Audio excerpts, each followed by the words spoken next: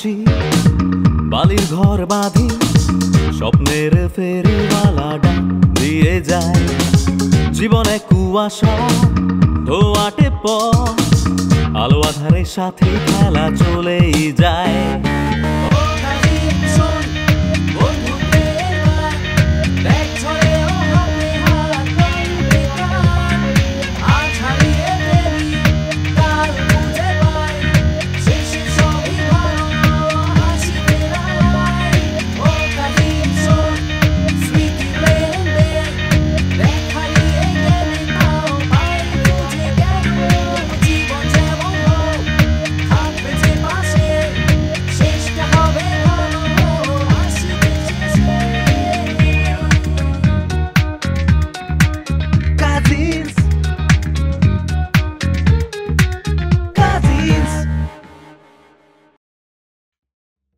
Dubai টেক্কা কেমন কেমন তোমার সাথে বার্তা চাও না তোমার এত সুন্দর আমি ভাবি নিয়ে আসি। আমি ভাবির জন্য তোমার মেয়ে খুঁজতেছি না, আমি আমার প্রজেক্টের জন্য খুঁজতেছি। এই জন্য তুমি আজকে আমাকে বাইরে বের হইতে দাও নাই, তাই না? কি সব মন গড়া কথা বলছিস? আসিফ যে আসবে এটা তো আমি জানতামই না। আমার নিচের বাড়িতে যাব, মিষ্টি যখন একটু ঠান্ডা হবে শান্ত হবে তখন আমি আবার আসব। পালিয়ে যেতে সাহায্য করতে পারবি? কালকে তুমি বাড়ি যাবা, তারপর আর কোনো গন্ধ পাবা না। শুকর আলহামদুলিল্লাহ, তাই যেন হয়। বল আব্বা। তোমার ইলুর ব্যাপারে, ইসমতার ব্যাপারে কি বল? ফুমা আমি যতটুকু জানি মানে ইলু তো খুবই ট্যালেন্ট, খুবই ব্রিলিয়ান্ট, পড়াশোনায় খুবই ভালো। মানে আমার এখানে আছে মানেই তুমি এটা ভেবো না যে একদম ছাড়া গরুর মতো আছে, বিষয়টা কিন্তু এরকম না। আমি যতটুকু পারি আমি খোঁজ খবর রাখি। মানে পড়াশোনা তো ভালোই, রেজাল্টও ভালো করছে। ওর যে ক্যাম্পাসে যত ইভেন্ট হচ্ছে এগুলোতে ও কস্টিউমও করছে, মানে সব কিছুই ভালোভাবে যাচ্ছে ওর। মানে সবার কাপড় সেলাই করে? ছি ছি ছি ছি। না ফুমা তুমি আসলে বুঝতে পারছো না, আমি তোমাকে বুঝে বলছি। মানে কস্টিউম ডিজাইন, মানে ড্রেস ডিজাইন করে। এই যে ধরো ও ড্রেসটা পরেছে, আমার যে শার্টটা এরকম ডিজাইন করা, এটা দর্জি কাজ না, ডিজাইনার। মানে এটা যেটা হয় কি, এটা একটা অসম্ভব ক্রিয়েটিভ কাজ। এটা আসলে চাইলেও কিন্তু আসলে ফুমা সবাই করতে পারে না। মানে তুমি আমি চাইলেও করতে পারবো না। মানে আমি সরি, আমি তোমাকে উদাহরণ হিসেবে দিলাম, মানে আমি চাইলেও করতে পারবো না, ও এটা পারে। এটা হলো স্পেশাল একটা কোয়ালিটি ওর। আব্বা তুই আসল কথাটা বল, বুঝলাম না কাপড় সেলাই করে ফ্যাশন না, আসল কথাটা কি? না ফুমা ওই যে মানে বলছিলাম আর কি, মানে ও যে কাজটা করছে এটা কিন্তু অনেক সম্মানের। মানে ওটাকে ছোট করে দেখার কোনো সুযোগ নেই। আমাদের দেশে হয়তো ওইভাবে জিনিসটার সাথে অত পরিচিত না, কিন্তু উন্নত দেশগুলোতে এটা এখন ব্যাপক সম্মানের আর কি। আচ্ছা যাই হোক, আমি যেটা বলতে চাচ্ছি, করছে করো, কেউ তো বাধা দেয় নাই। না ফুমা মানে আসল যে কথাটা বলতে চাচ্ছিলাম, তুমি কিন্তু একদমই রাগ করবে না বা অন্যভাবে নিবে না।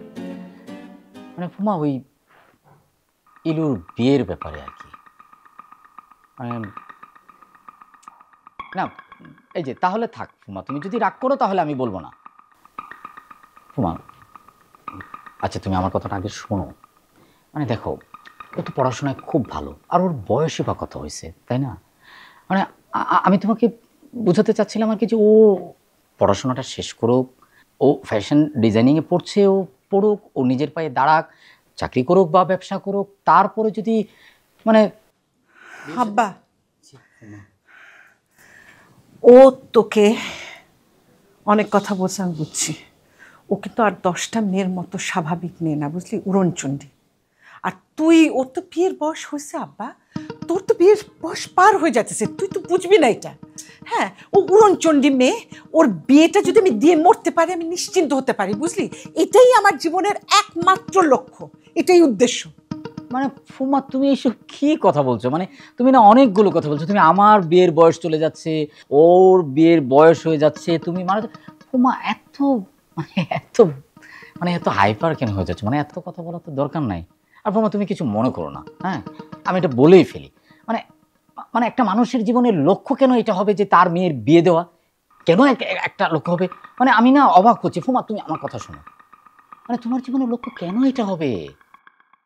হ্যাঁ ফুমা, মানে তোমার বয়সী অনেক মানুষ সারা পৃথিবীতে দেখবে যে ব্যবসা বাণিজ্য করছে, মানে খেলাধুলা করছে, খেলাধুলা করে মানে স্পোর্টসে মেডেল পর্যন্ত পাচ্ছে, সারা দেশ সারা পৃথিবী ঘুরে বেড়াচ্ছে, এভারেস্ট জয় করছে, পাহাড়ে উঠছে। আব্বা, আমি এভারেস্টে যেতে চাই না, আমার হাঁটু ব্যথা। ফুমা, আমি তো এভারেস্টে কত, আমার একটু কথাটা শোন, আমার খুব ছোট একটা স্বপ্ন, বুঝলি? আমি চাই পালা পার্বণে ঝুড়ি ভর্তি ফল মূল পিঠা মিষ্টি নিয়ে যাব জামাই বাড়ি, আর আমার নাতি নাতনিরা নানি নানি বলে আমার বুকের উপর চলে আসবে। এটাই চাই, আর কিছু চাই না আব্বা।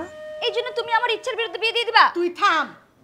বুঝলাম যে তোমার একমাত্র লক্ষ্য উদ্দেশ্য হচ্ছে আমার বিয়ে করানো, কিন্তু আমারও তো নিজের কিছু লক্ষ্য উদ্দেশ্য আছে, সেটা বুঝবা না তুমি?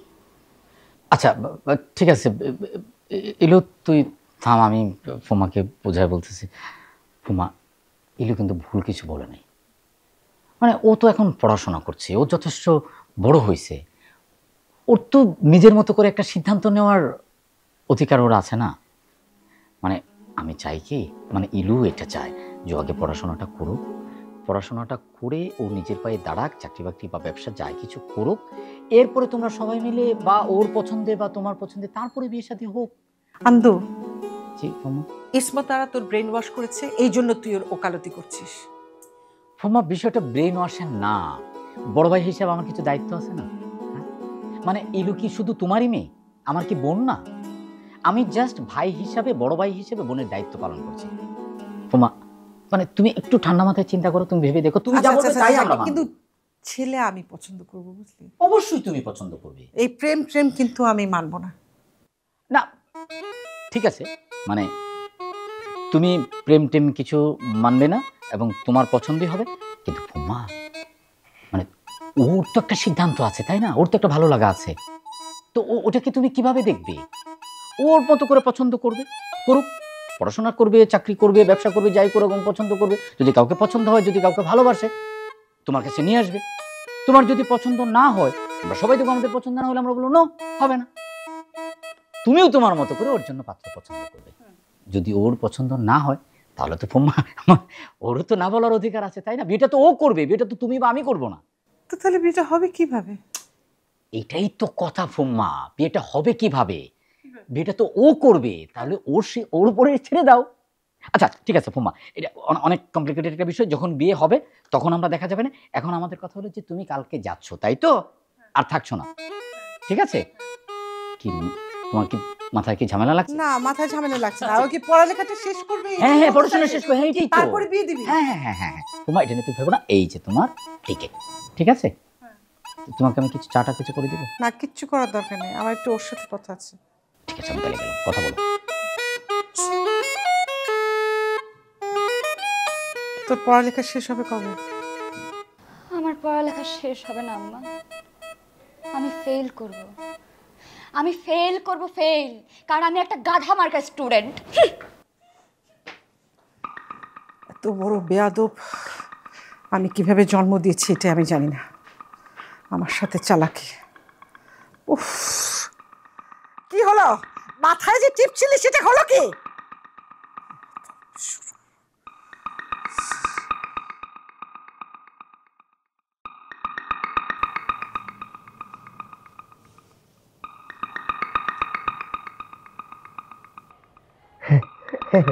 ভাই তোমার দেখুন লজ্জা পাওয়ার কি আছে? আও বল না, লজ্জা পাচ্ছি না, কিন্তু সুমন মানে তুই হঠাৎ আমার রুমে কেন?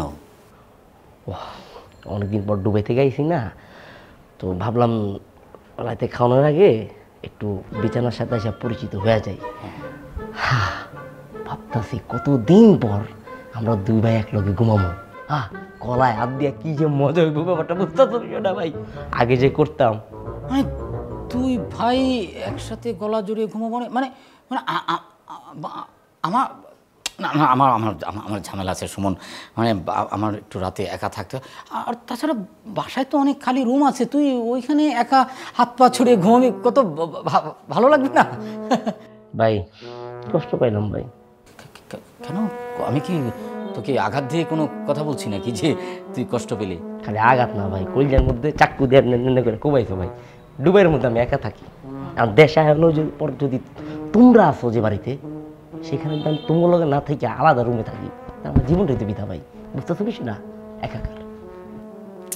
না সেটা ঠিক আছে, তাহলে আচ্ছা সেটা সেটা দেখা যাবে। আমরা আগে খাওয়া দাওয়া করি, তারপরে দেখা যাবে। না দেখা যাবে না, আজকে 2 ভাই একসাথে ঘুমো। আচ্ছা ভাই, তোমার সাথে আমার একটা জরুরি ব্যাপারে কথা আছে, বুঝছো? কি জরুরি ব্যাপার বলতো? বড় গো কথা, পোলাপানির সামনে তারা সবসময় কথা হয় না, বড় বড় মানে তুমি বড় আমি বড়, কিন্তু আমি তোমার সাথে ছোট, কিন্তু বড় হয়েছি, তাই না?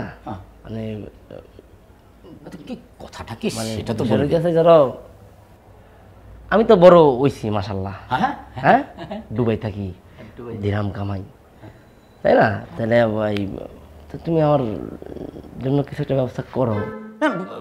সেটা মানে ব্যবস্থা, আচ্ছা আমি তোর জন্য কি ব্যবস্থা করবো? তুই তো দুবাই আছিস, ওখানে তো চাকরি বাকরি করছিস, তুই তো ভালোই আছিস। আমাকে একটু খুলে বল, আমি না বুঝতে পারছি না। বুঝো নাই না? না আমার বন্ধু বক্কর, হ্যাঁ, ওর কি সুন্দর সুন্দর 2টা বাচ্চা আছে, হ্যাঁ বুঝছো না বিষয়টা? আমি বড় হয়েছি তো, হ্যাঁ হ্যাঁ। বোকা না না না, ওই তো বক্কর আর কি। যেটা বলতে চাচ্ছিলাম সেটা হচ্ছে আমার আব্বার পরে কিন্তু গার্জিয়ান তুমি, তাই না? তো আমি এখন বড় হয়েছি, আমার লাগবে না? সুমন, আমাকে একটু দয়া করে একটু ক্লিয়ারলি বল না যে বক্কর আমি বুঝলাম, তারপরে বাচ্চা আমি তো সেই বাচ্চাটা করতে গেছে, সে বিয়ে না করলে তার বাচ্চা হইতো না, তো বুঝছো না? বুঝতে পারছি। তুই তো বিয়ে শাদীর কথাই বলছিস। তোমার মাথাতে এত বুদ্ধি। হ্যাঁ আমি এখন বুঝতে পারছি, কোনো অসুবিধা নেই। তুই মনে কর যে তোর বিয়ে হয়ে গেছে। কেমনে? আমি ব্যবস্থা করবো। সে ব্যবস্থাটা কেমনে করবা তুমি? হ্যাঁ আব্বার এখন ফোন দিয়া কইবা, ঠিক আছে? কইবা যে আমি বড় হইছি, হ্যাঁ হইছে, এখন বিয়ে শাদী করতে হইব, আর করাইতে হইব, তুমি যাই। হ্যাঁ ওইটাই, তুমি আব্বার খালি বুঝাই কইবা, বাকিটা তুমি দেখবা, এটাই। আঙ্কেল চাচা, হ্যাঁ হয়ে গেছে। কেমনে? মানে আমি এখন চাচাজিকে আমি ফোন করে বলবো যে সুমনের জন্য একটা পাত্রী দেখেন, সুন্দর, সুশ্রী, বধূ লাগে, স্মার্ট, শিক্ষিত। হ্যাঁ ঠিক কাজ কর। আমি চাচাজিকে বলে দিচ্ছি, ইমিডিয়েট ব্যবস্থা করো, তুই কালকে সকালেই চলে যাবারই, একদম সাথে সাথে বিয়ে করে ফেল। সবই ঠিক আছে, আব্বারে গ্রামে রাখার দরকার নাই। আব্বা ঢাকা আইব, ঢাকা আইয়া তোমার ঢাকায় একটা মাইয়া খুঁজা বাইর করবা, যে ইংলিশ জানে, যে মডার্ন, যে ওয়েস্টার্ন পরে। ব্যাপারটা বুঝতেছো না? আমি কই থাকি? দুবাই থাকি, ওখানে তো শিল্পীর সাথে চলাফেরা করি, ওরা যেমনি চলো আমারও তো এমনি চলবো। গ্রামের মাইয়ের মধ্যে তো আমি এগুলো পাবো না, ওরা তো খ্যাত আনকালচার। না না না, আমি তোর এই কথাটা নিতে পারি না। গ্রামের মেয়ে খেয়ে আনকালচার, এইসব কি কথা? আমি এটা তোর মানতে পারলাম না। মানে এই ধরনের কি ধরনের অশিক্ষিতর মতো কথা বলছিস? মানে গ্রামে কি শিক্ষিত মেয়ে নেই?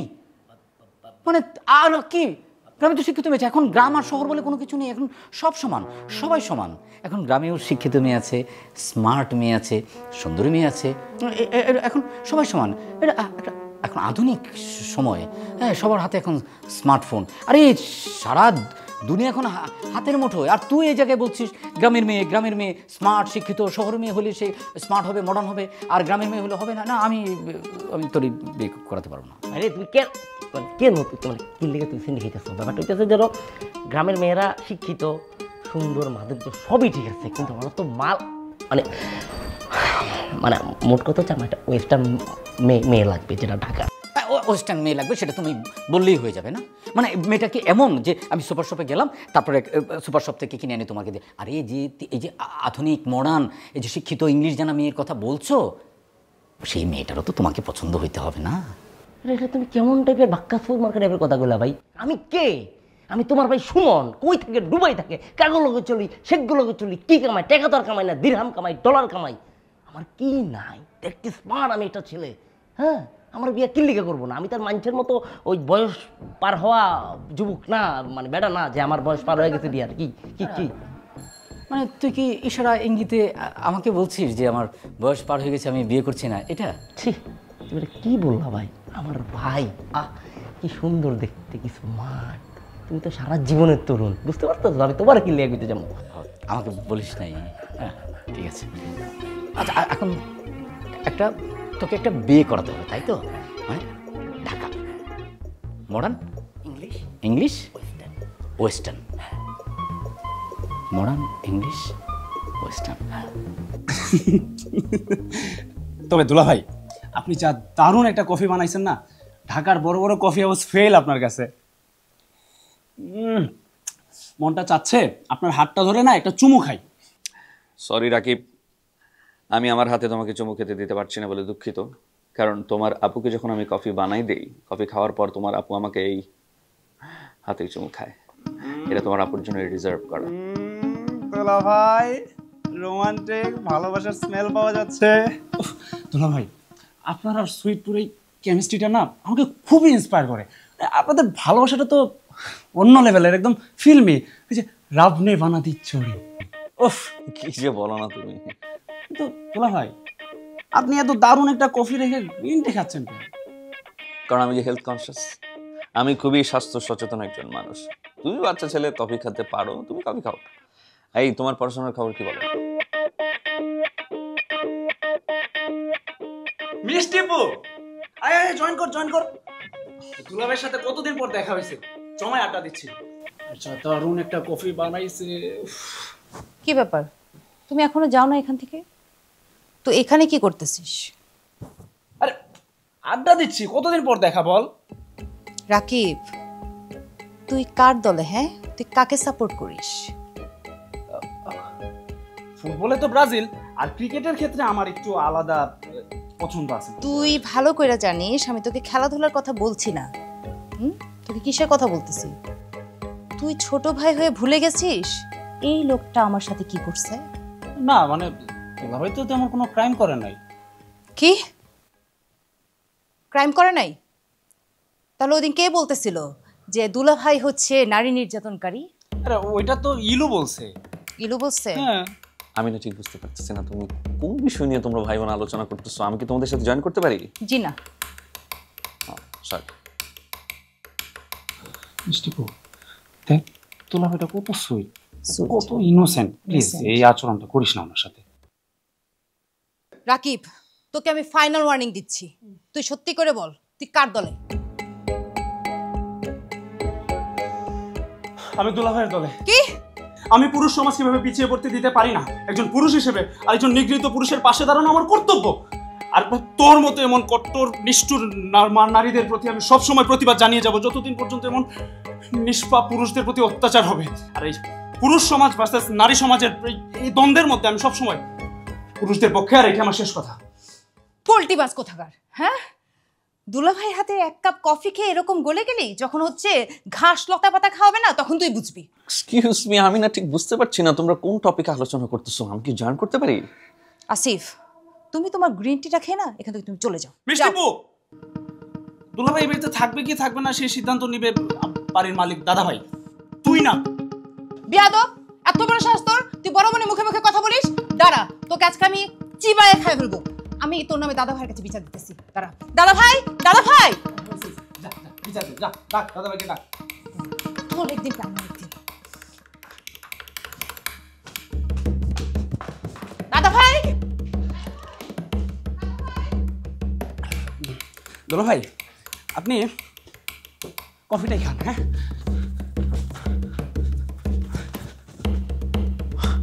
ওরা যে কি করছে আমি না ঠিক বুঝতে পারছি না। ভাই, সংসার ধর্মে ঢোকা কিন্তু অনেক বড় কলজার বিষয়। আল্লাহর রহমতের কলজাটা আল্লাহ আমার দিছে, কিন্তু এরপর একটা কথা থাকে উফিলা, আর সেটা কিন্তু তোমার কারণে হয়েছে, বুঝছো? মানে আমি কিভাবে করলাম আমাকে বলতে? মানে এই যে বিয়ে সাথে যে ঝামেলা, মেয়ে দেখা, ইংলিশ মডার্ন ওয়েস্টার্ন, এটা তিনটা এক লগে পাউন তো খুব টাফ। আর এই বেদালটাই তুমি মাথা পাইতে নিছো। আমার কামটা হইলো খালি কবুলটা কমু লয়া বাসা করে ঢুকে যাবো, বুঝছিস? এটা না, সেটা তুই ভালো বলছিস। আমারও ভাবতে ভালো লাগছে যে তুই আমার ছোট ভাই, তোর জন্য আমি একটা কিছু করতে পারছি। কিন্তু আমি অন্য আরেকটা বিষয় ভাবছি।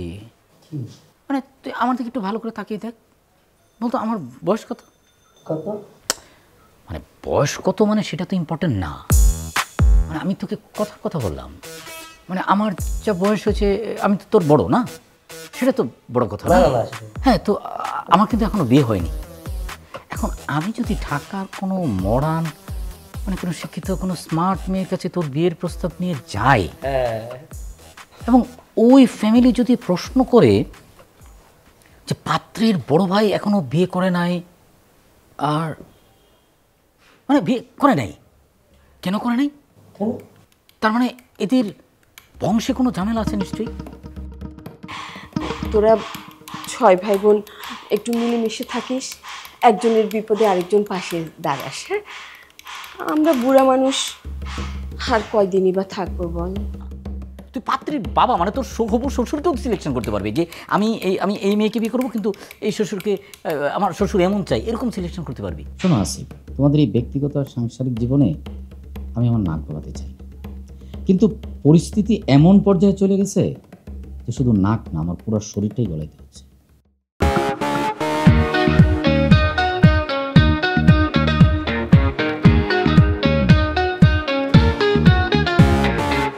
চোরাশিতে ভাসি বালির ঘর বাঁধি, স্বপ্নের ফেরিওয়ালা ডাক দিয়ে যায়, জীবনে কুয়াশা ধোয়াটে পথ, আলো আধারের সাথে খেলা চলেই যায়।